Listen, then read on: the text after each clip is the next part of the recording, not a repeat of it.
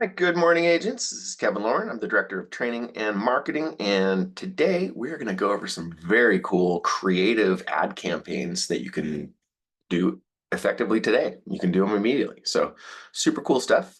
Before we get on to today's presentation, I'm going to bring Bill Seitz from Clearview Mortgage and our corporate broker for ARG.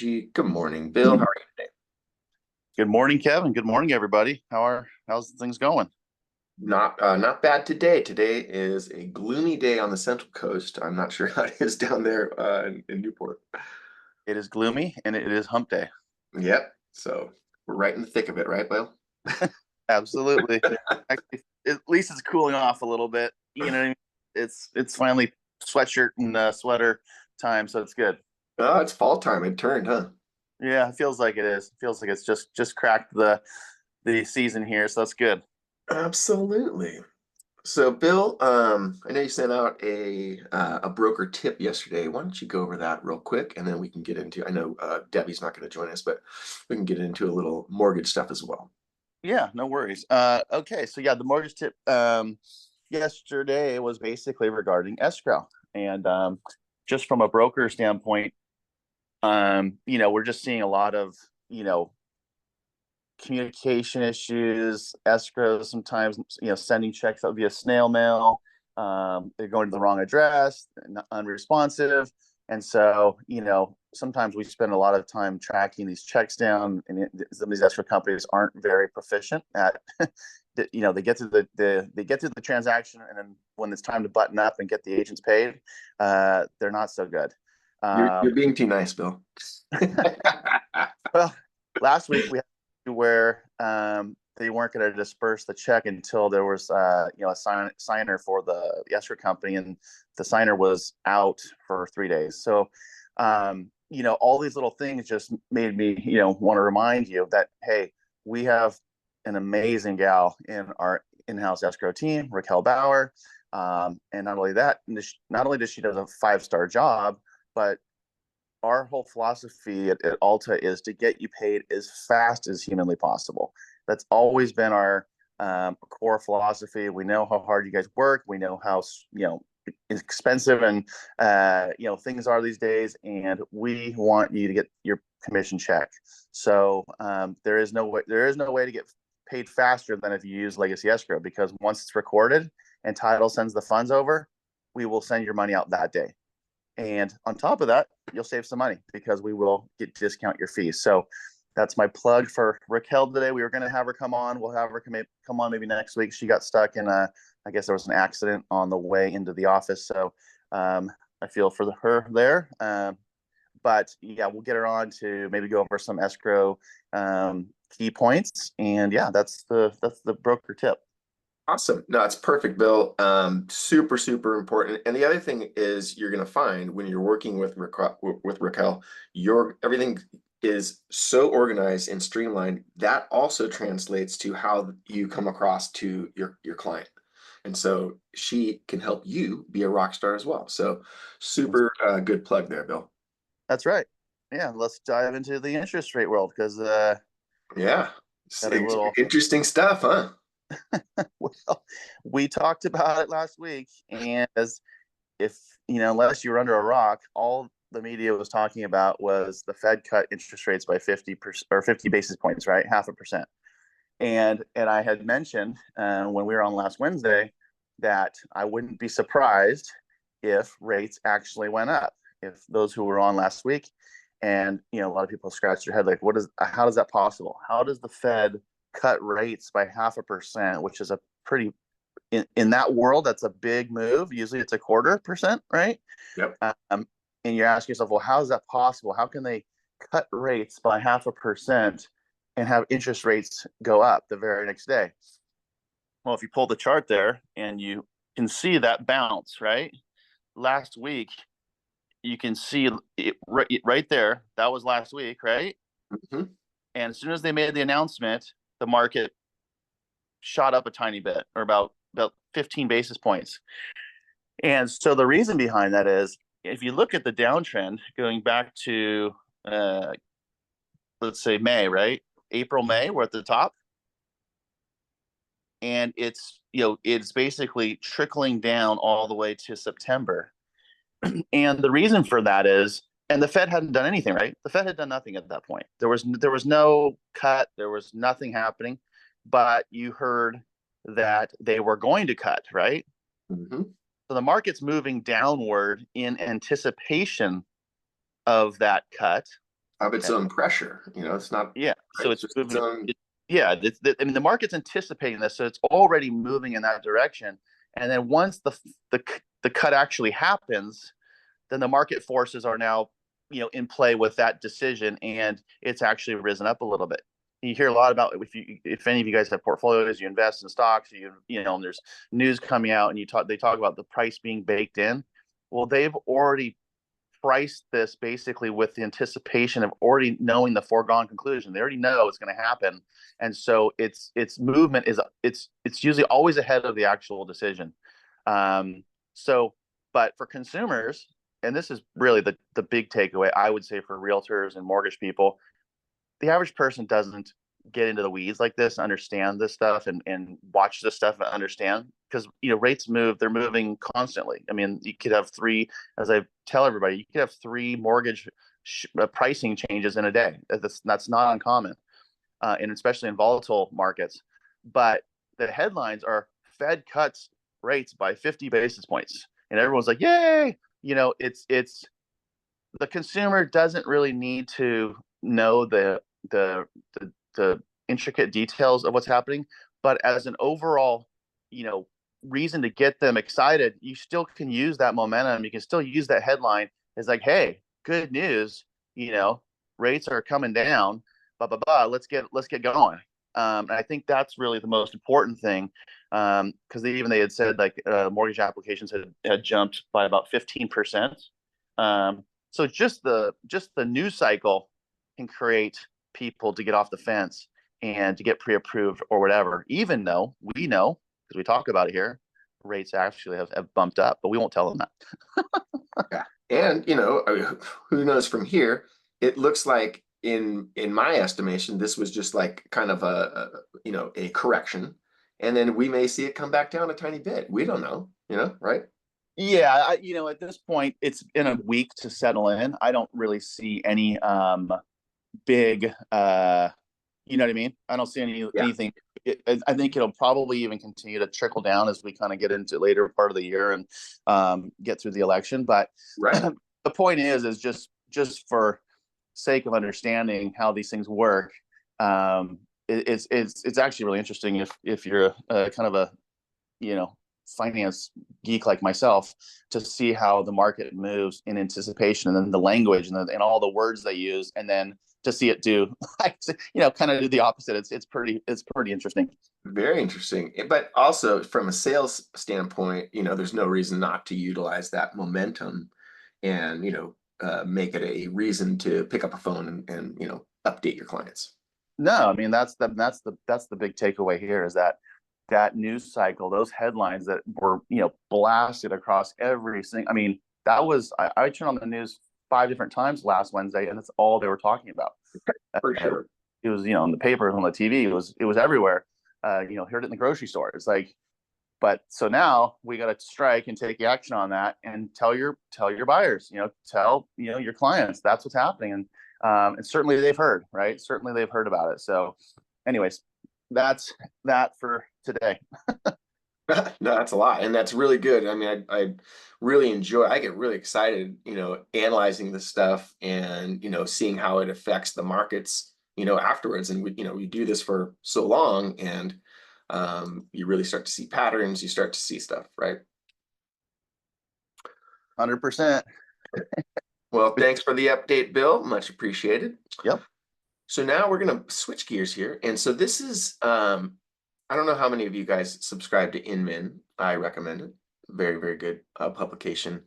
And I came across this one, and this was really cool. So when we are talking about marketing, it starts with marketing campaigns, right? And so there's all different kinds of platforms that we can put our campaigns out on, right? So whatever campaign or whatever platform, there are still some really good things that you should understand about marketing and about good marketing. And so Jimmy Mackin is the co-founder of Listing Leads. So, you know, they're a pretty big listing lead company nationwide. And so I've been following Jimmy for quite a while now. And so anytime Inman, you know, does, you know, whatever, like, you know, a little interview with Jimmy Mack, and I'm always definitely paying attention because he's just got some really cool stuff. So in this particular one, they go in the first part of this is we talk about kind of the psychology of good, successful marketing. So I'll just read this real quick. Successful marketing is the result of following a few key principles that include a framework of steps that lead to the prospect raising their hand and saying they want more information. He explained there are 4 key components for effective marketing: attention, emotion, action, and distribution. And so if you you know read that again, that makes a ton of sense, right? So let's go through each of these. And while we're going through these, we're going to be basically, you know, building a campaign that you guys can copy and put into your Sierra interactive campaigns. And I'll show you even, you know, how we can, a few things and a few tricks on how we do that at the end. So the first one, component 1, is the attention. So Mac had shared that you must figure out how to make your marketing campaign stand out from the crowd. Of course, I mean, I don't know about you guys, I get like 300 emails a day, and there's all, you know, and other bombarded with other forms of advertisement on social media and so forth. So you have to, you know, do something that's going to make that advertisement stand out. So what is it that makes your marketing different? What is it that, you know, makes it break through all the noise to capture the attention of your prospect? So here's 8 tools or, you know, things that he, you know, has come up with in their marketing. You know, remember, he runs a marketing company and they are out there doing the same kind of stuff we're trying to do. You know, we just don't want to, you know, pay them all the money. They're good, but they are very expensive. So he's basically giving us, you know, kind of his blueprint for the way that they do advertising. So this is gold. When I came across this, I was like, ooh, I like this. And we do stuff like this, but when you have somebody, you know, crystallize the thinking and break it down in this really cool way, I'm just like, hey, I got to bring this out to my agent. So here are the 8 tools along with brief examples, right? Pattern interrupt. So here, this would be the example of a, you know, these are all almost, you can think of these as like, you know, taglines or even subject lines that would come across an email. So pattern interrupt. I don't want to share this information with you, but I have to. So it's just kind of like, huh? All these are meant to be very provocative, right? And those are the kinds of things, and those are the ad campaigns that actually stand out. So scarcity, FOMO, loss aversion, right? Want to receive information about homes before other buyers? That's totally provocative. Of course, home buyers want that. Priming. Hey, you're going to love this, right? And you know, you and me, we get, you know, these emails and stuff, and you know, 9 times out of 10, I'm not fooled by these, but occasionally I'll even, you know, these interesting, provocative subject lines will pique my interest, and yours too, I'm sure. So, surprising statistic. That's a good one, right? 87% of homeowners have this in common. I gotta know, what do they have in common, right? So that's a good one too. Comparison. Our listing sold in 4 days, while the average home is now taking 48 days to sell. And you can imagine other kinds of comparisons. Again, this is just like one tiny little example, but it should get you thinking. Contrarian. You shouldn't sell your house. We've all seen those, right? You know, don't sell your house right now. Why? I must know. I must click through and understand why I shouldn't sell my house, right? Um, Personalization. This ad is for the person looking to what? What? What am I looking for? And then curiosity. Would you sell if, right? So cool little attention grabbing headlines So let's read this too, because it's kind of a cool little wrap up. So Mackin racked up the attention portion by sharing the following. David Ogilvy said it best when he said, "You can't save souls in an empty church," right? So the first step of effective marketing is to grab the attention, get those people into the church so you can speak to them, right? I thought that was pretty cool. So the second component is emotion. So, basically, neuroscience studies have showed us that 95% of all decisions are made by the subconscious mind. And so if we're not going to create an emotional connection with our audience, we have no chance of success, right? You have no chance of having them make that decision. And sometimes it's just a quick decision, all right? And a grabbing headline often does that, right? So let's read this little part too. So when it comes to emotion, there are three things I try to do every time. I want to describe their situation. I want to describe their feelings. Lastly, I want to describe their desired outcome. So think about that. That's really powerful, that whole little spot right there. When I can touch on all three of the arenas or the areas, that's when emotional connection happens. So that makes sense, right? So here's a couple of examples as well. So their situation, the homeowner just spent 6 months in limbo and did not sell their home. Now they're getting bombarded with calls and messages from agents, right? That's the situation. What's their feeling? Feeling is, I'm bummed. I'm disappointed. I am annoyed. I'm frustrated, right? And what's the desired outcome? Still want to sell the home. Still want to go through, I don't want to live through that same experience, but I want to sell the home. And I'm now mistrusting real estate agents, right? So that might be, the desired outcome because of the feelings and because of their situation. So with that said, this is a really cool example of, and it's pretty small. Let's see if I can blow this thing up a little bit. Oh, that's better. All right, so here's their situation. So now that your home didn't sell, you've had a wave of agent promising that they can get the deal done. You've heard this story before. So the feeling is you're not buying it. At this point, you're frustrated, right? And so if a home doesn't sell, it's for three reasons. It was priced incorrectly, didn't get enough exposure, or it wasn't presented properly. So, and this is literally what they use. This is listing leads, email template. So now if you believe the reason your home didn't sell is because number one, you don't need another agent. You just need to lower the price. If you believe the reason the home didn't sell is because of number two and three, this is where we can help. And then boom, this is your desired outcome. And this is really cool how he lays this out. To sell for top dollar, there are 10 essential marketing tactics. I've reviewed your home on the multiple listing service, and you're missing 6 of them. I'm confident that if we fix them, you could sell your home for X, right? So this is a very, very powerful communication, right? So we're touching on the emotion, the situation, the feeling, and we're offering a desired outcome. So so the process begins by gaining their attention and utilizing one of the 8 principles that we discussed. So now that we've described the situation, the feelings, the desired outcome, we've created this emotional connection. So the next step is to move them into action.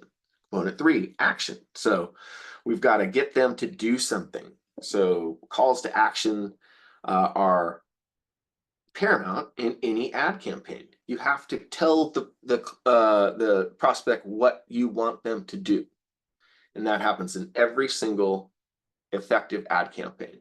Every effective ad campaign that you've ever clicked on and I've ever clicked on, we were compelled to take action.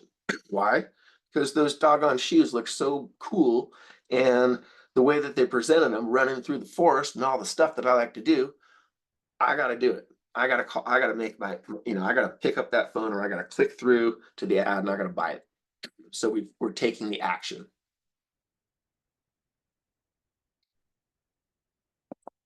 So let's go through this. So the effective calls to action are the process of having prospects raise their hand for more information and take the next step. So he said, we're in a time where the average consumer sees between 8,000 and 10,000 ads every day. That's nuts.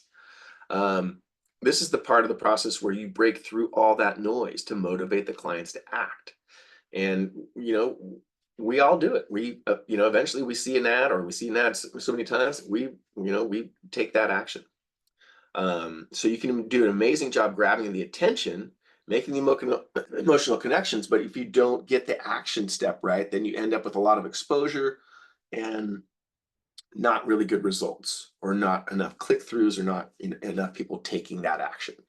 So one of the keys to creating effective calls to action is to understand what not to do. So he says that don't be too pushy, right? Don't miss this one-time offer, right? It's a little in your face, and those are a little bit spammy, right? Too many asks, click, call, text, scan, subscribe. Like, which do you want me to do? Like, make it specific. And then also, is it too generic? Find out how much your home is worth. It's just, what are you talking about? Like, how many times have we all seen that? It has to be way more specific than that in order to be effective. So he went on to explain calls to action have two main ingredients, or key ingredients: clarity and a compelling message. So clarity is the process of having a clear message. In other words, what's your desired outcome from the copy and why? The second part is creating a compelling message that clearly states the benefits of taking the action and why they should do it. So the following are great examples of, perfectly concise and compelling messages. So I reviewed my client's estimate. It was off by 123,000. Have you checked yours recently? So it's concise and it is compelling. 55 Main Street just sold in your neighborhood. Has anybody called you to give you the details? I'd be a terrible realtor if I didn't ask, would you consider selling your home if I got a great offer? If the only thing you love about your home is the interest rate, have you explored renting your house instead of selling it? So these are just compelling things to, open up the dialogue. That's all we're trying to do, is break through. So after breaking down the processes of grabbing the prospect's attention, creating an emotional connection, and structuring the compelling call to action, he shared an example of this. 100 million email. Oh, so this is his $100 million email. So basically he's trying to say that he, was able to generate $100 million in revenue because of this particular email. So this should be pretty gold, right? So the subject is, how much equity did you gain in 2023? That's the attention. The emotion part is, I'm setting aside some time this week to prepare equity reports for my clients. My clients love these reports because they're more detailed and accurate than online tools. Can I create one for your home? Let me know. Kevin. P.S. I just completed a report for a client and they were surprised to learn that they gained $49,000 in equity. Now they're contacting their mortgage company to eliminate their PMI. So this particular ad campaign has the attention, the emotion, and the action. So as we discussed prior, those are the most important things, but none of that matters unless you have good distribution. So we've got to get that message out. And so we can do that in a variety of different ways. So, so we have all these different avenues for ad campaigns. We can do social media, we can do email campaigns, we can do flyers, all things that we can do, right? So, and this is great. So let's read through this. The process of maximizing ROI in your marketing is achieved through distribution. The more people you can get the message in front of, the more opportunities you'll have to do business. So every campaign I create, I ask myself, how can I modify this message slightly so it can be utilized on multiple platforms without having to create a completely new campaign? So you can, and so depending on the platform, you're going to want to change your, the messaging slightly, and sometimes you'll have to change, how you're linking to certain things. Obviously, Instagram, you can't really have unless you're doing an advertisement, you can't, have a link to it. So there's just different things. The different platforms have different things that you're going to be looking for and the ways that you're going to be getting this message out. So so thinking about that, now let's take that all over to our Sierra platform, right? And so our Sierra platform is super cool for a lot of reasons. But one of the cool things is you can create these, these alert pages. And this alert, this is how we link to this from. Let me see if I can share my email. So this is one of the, email alerts that go out to, and this is just like a test alert that I created for myself from the Sierra camp or this Sierra um, platform. So this is super cool. Shows, sold past 6 months, medium price, all this really cool stats. And so this could be the landing page or anything you want. You can create alert like this. Um, and then let's see, we click on this and that takes us to our website.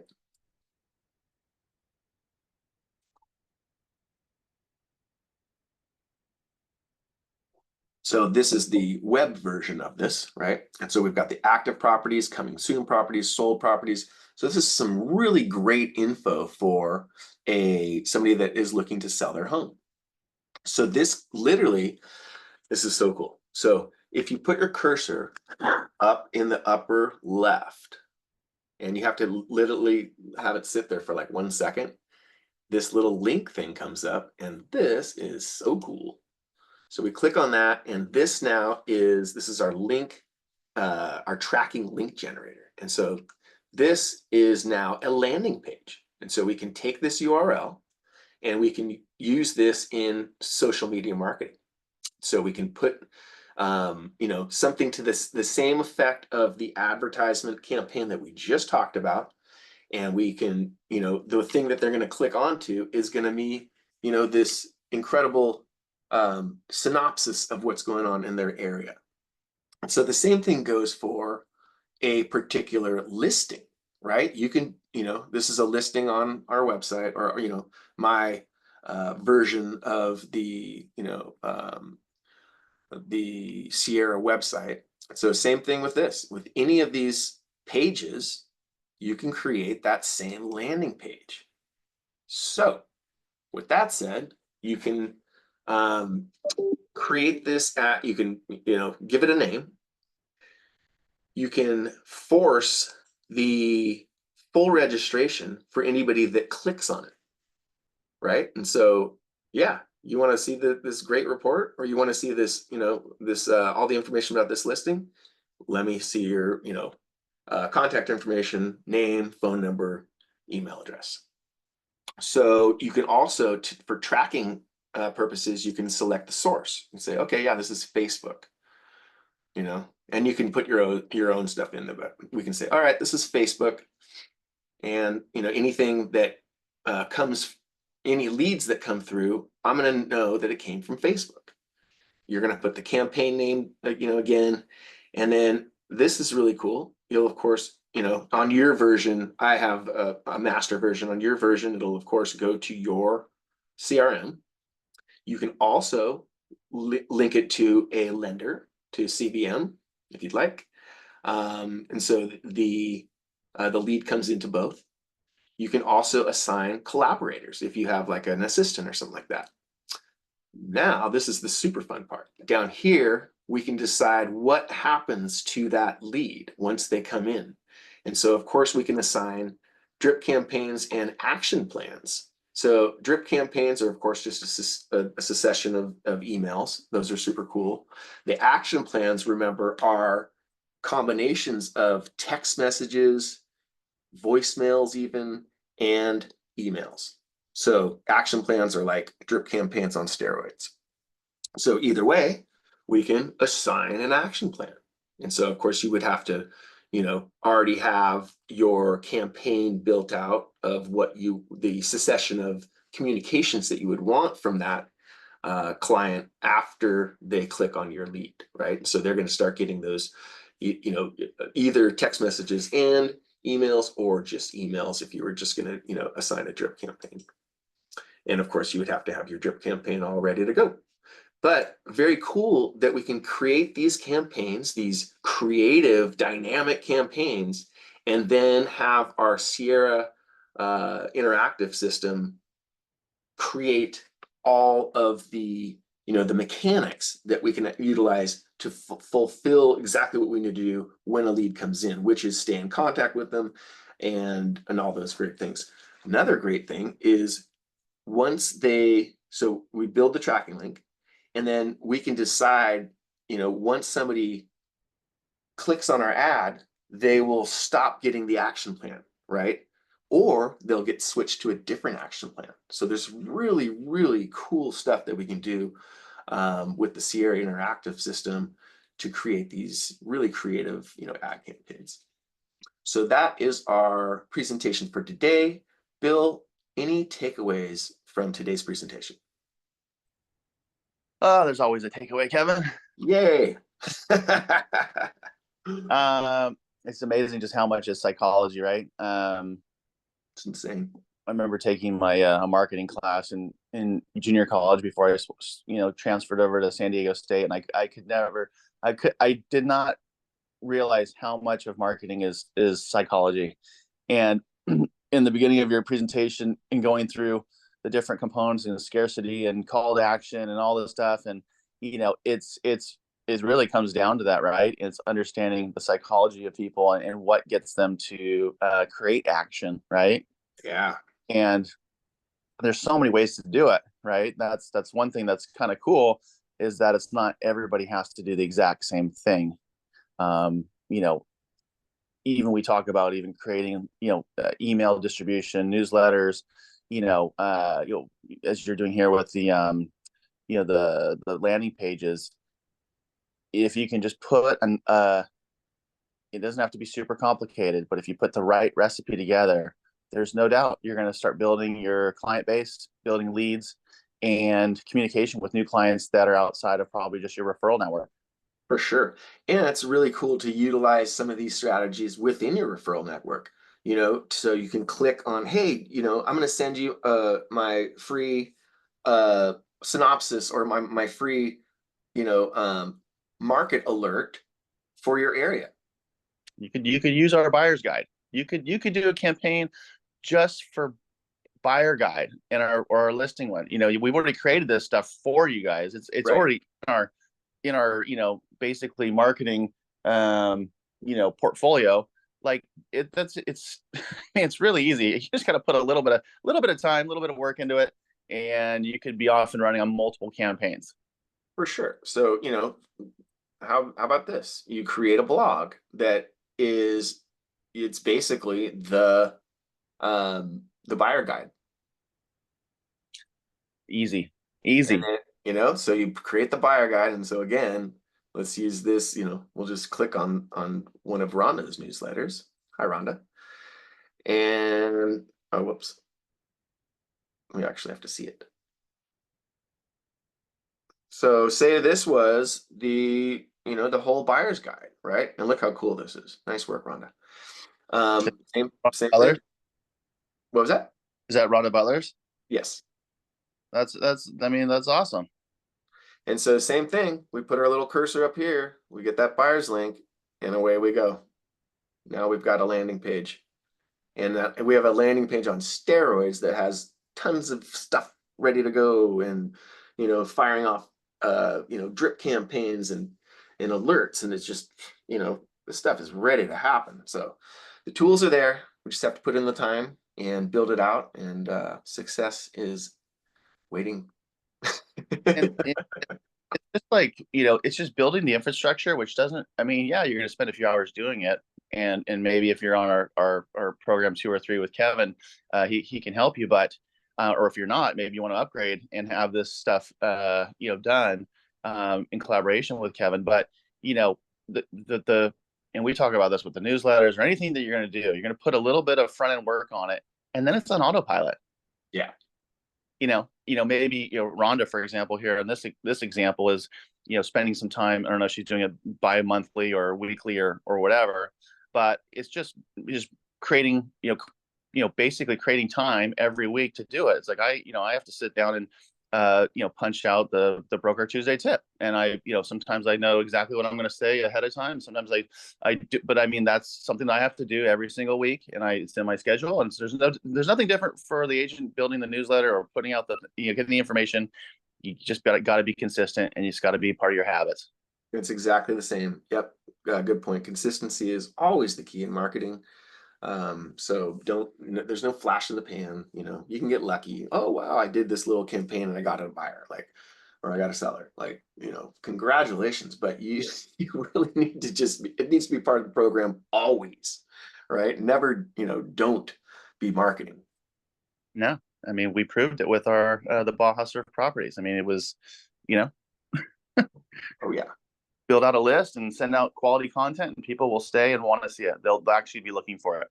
for sure. And then, it happened many times. Somebody, was interested, and then a year later, I think we had 2 or 3 years later, people were like, okay, now I'm ready. I've been getting your newsletter for 3 years.